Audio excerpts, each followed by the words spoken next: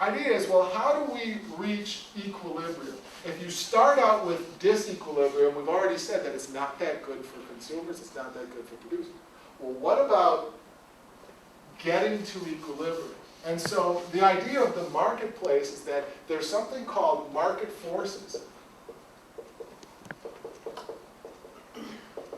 which is buyers and sellers' willingness to earn utility for buyers or profits for producers. Their own willingness to maximize their own happiness is going to bring markets from disequilibrium to equilibrium.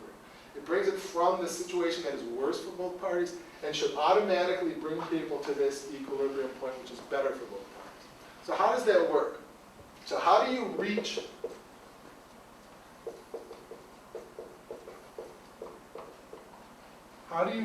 equilibrium?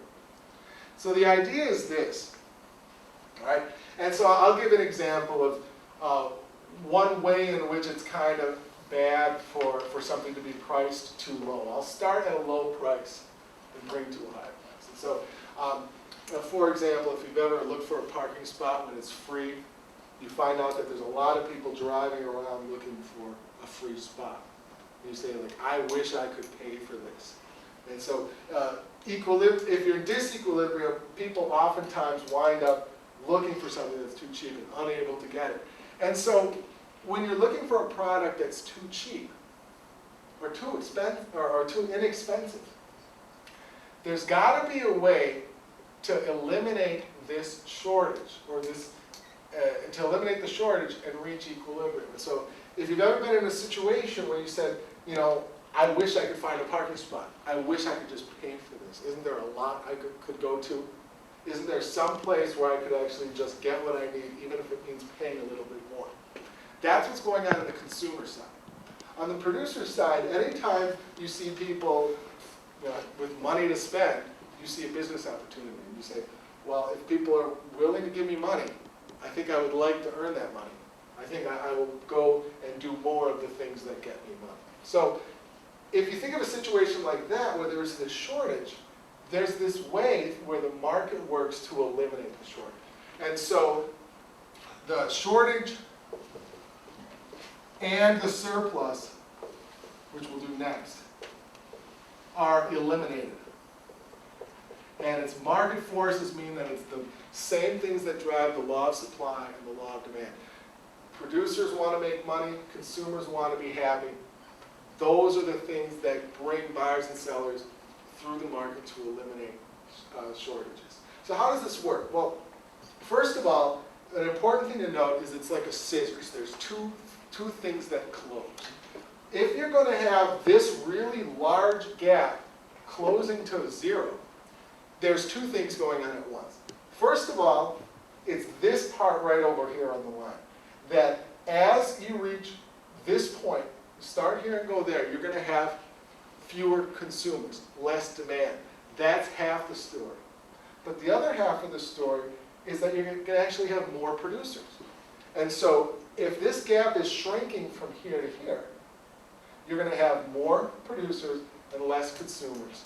And it sort of closes the gap from two sides. So how does it work? Well, first of all, you've got a lot of people standing in line for a product that just is all sold out. Right? And so if I were standing in line and I saw that they were handing it out to people like 100 people up, and I really needed the product, I would probably just sort of maybe bribe the person or offer to pay more and say, what will it take for you to give it to me instead of them? In the consumer's mind, they are going to start bidding the price up, kind of like on eBay or kind of like on an auction. And if you find that you really want it, if there's a way for you to offer more money, the price is going to start to rise. At the same time, as consumers are doing this, producers are going to be seeing that there's more money being thrown around, they're going to want to produce more. And so as consumers bid the price up, that encourages producers to actually increase the quantity supply. All right?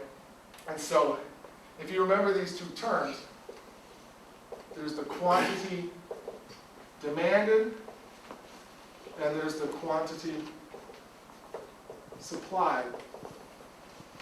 you're going to start moving along the curve. The quantity demanded is going to drop.